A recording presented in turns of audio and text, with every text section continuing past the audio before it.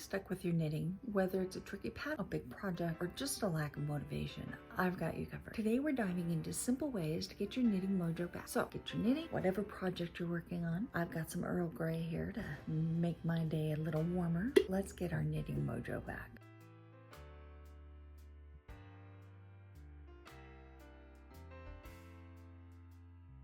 We've all been there. Your knitting project is sitting in the corner, untouched for weeks, and you can't seem to get the motivation to pick it up. Life gets busy, projects feel overwhelming, and mistakes happen. But don't worry, staying motivated as a knitter is possible, and I'm here to help you through it. So some common hurdles, some benefits of staying engaged with knitting: stress relief, creative satisfaction, and a sense of accomplishment. It's always great, that feeling of when you've been working on a project and you've done what feels like weeks of stockinette, and suddenly you've got a finished project. It's satisfying. It is. And it's, for me, as someone who has come to crafting late in life, we'll say, it always feels so good to be able to go to someone and say, look what I did. I did this, you know.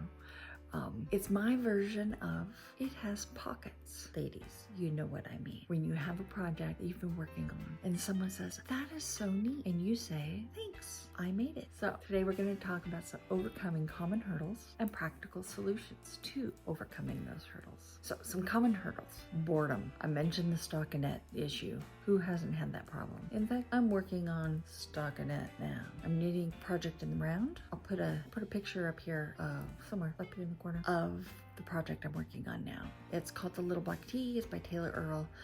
She has a really great podcast, by the way.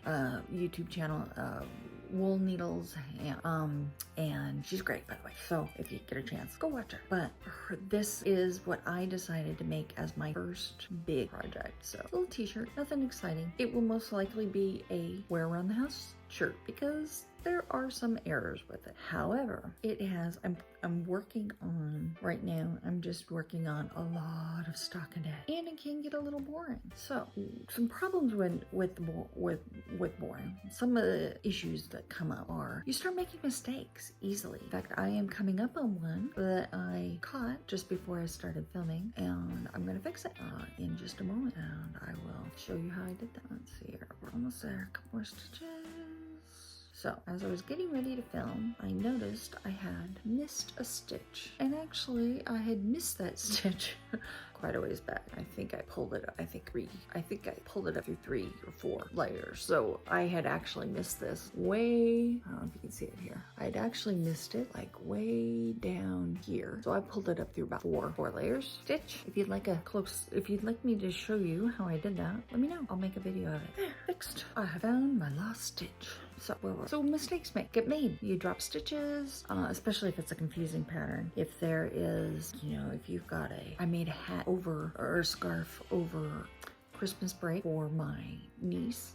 I made her a hat and scarf set, and it was one that you really had to pay attention to how many knits and pearls and everything you did. You had to slip several stitches, and then you had to knit across those. It was a project that I could not just do watching TV. I just couldn't do it, or if there was conversation going on around. So you get bored, you start missing stitches, or you can or mistake I've made, I accidentally, because I was, I guess, almost overly confident about what I was doing. I was working on a project, and it was, again, a lot of stockinette over and over again. And I put it down, not for long, came back to it, picked it up, started going, and it wasn't until I was about 5 rows in or longer that it suddenly, I actually started observing and looking back at my project, and I realized, hey look, I'm now going backwards. I had completed my row like I was supposed to, but because I was kind of bored with the stockinette part of this, of just constantly going in a circle of it, I really hadn't been paying attention when I picked it back up to realize what I'd done. So we made it a design element. Anyway, so other things.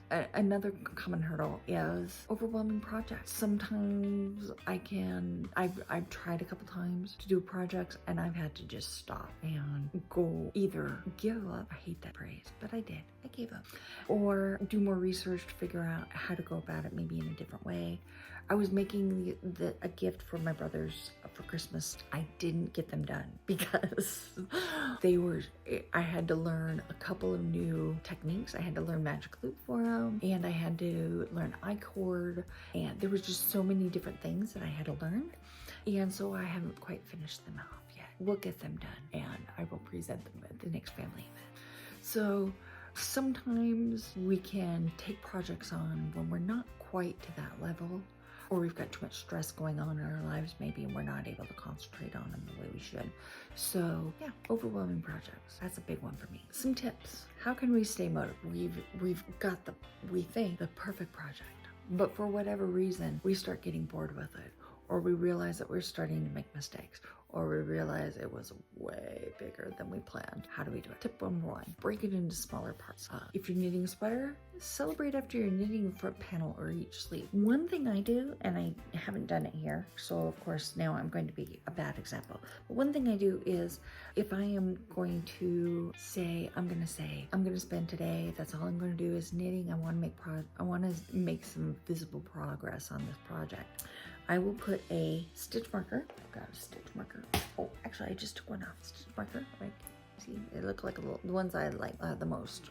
They look like little light bulbs, little safety pins. And I'll put one right where I start. And then at the end of the day, I can look down and it'll be, 2 or 3 inches down, or however long it is. And I can go, oh my gosh, I actually did make progress on that project.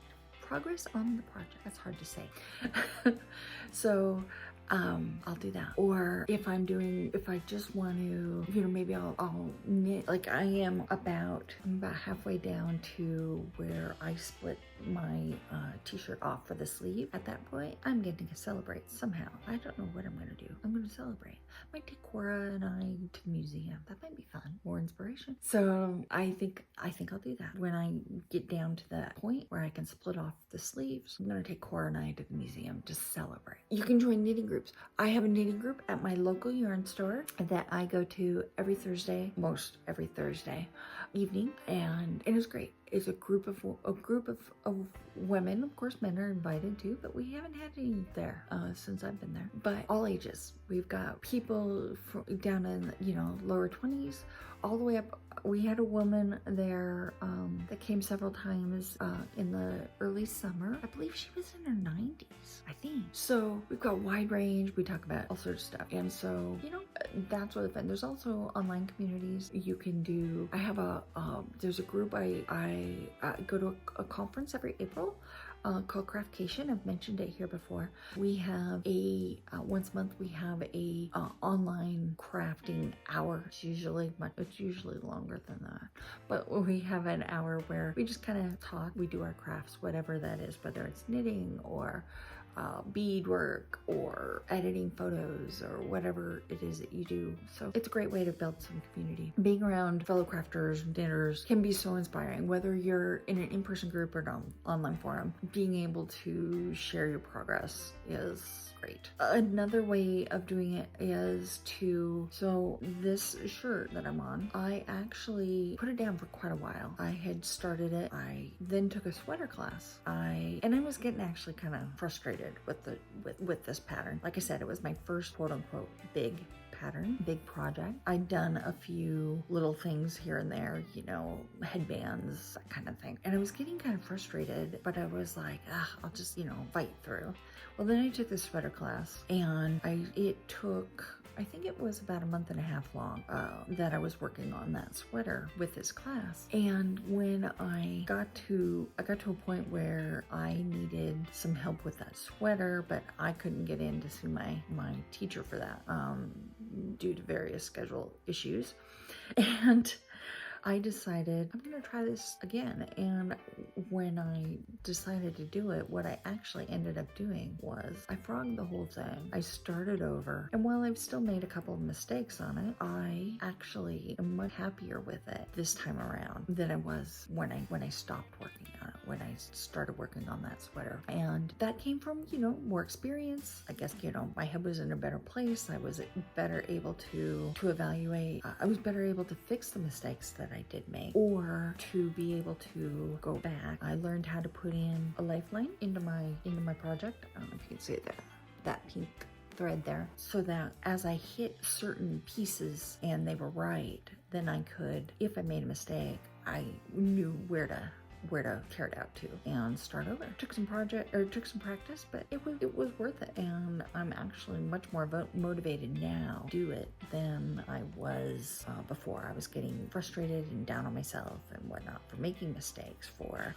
Really, I took on a larger project before I was really ready to do it. So bonus tip, and I've kind of alluded to this, is just switch a project temporarily if you're having the lack of motivation or whatnot. Just, do a different project. It's okay to put your project down, even if it's something like a dishcloth, a scarf, a hat. Make something, if you want to maybe switch projects, you don't know what to do, you don't really quote unquote need anything, maybe you can knit a hat or a few hats for preemies at the hospital or something like that, or one of the other charity knitting projects that they have. There's several online. I will actually found a website that's got some different charity knitting ideas. I will put that link down below. So do that. Again, another way, of course, tracking your project visually using a knitting app or the stitch marker, or putting a dry erase board up that has account, whatever, something that gets you going. You can also listen to audiobooks or podcasts while knitting. I've actually been watching I've been binging a show on Netflix that I hadn't seen before, and it really makes things actually go by faster when you're able to do that. For me, audiobooks are great. I put on like a Riley Sager thriller or Harry Potter. I do that. And there's a lot of other knitting YouTubers, podcasts, and I would be happy to do a video on that if you're interested in what I like to watch, whether it's knitting related or not. When I'm knitting, let me know. So now I'd love to hear from you. What do you do to stay motivated while knitting? Drop your tips and stories into the comments below. I can't wait to read them. I love different suggestions, inspiration. If you found these tips helpful, don't forget to like this video, subscribe, and hit that notification bell. I share weekly tips, stories, and tutorials to help you ignite your inner artist. Next week, I'll be sharing my favorite tools for beginner knitters, so stay tuned.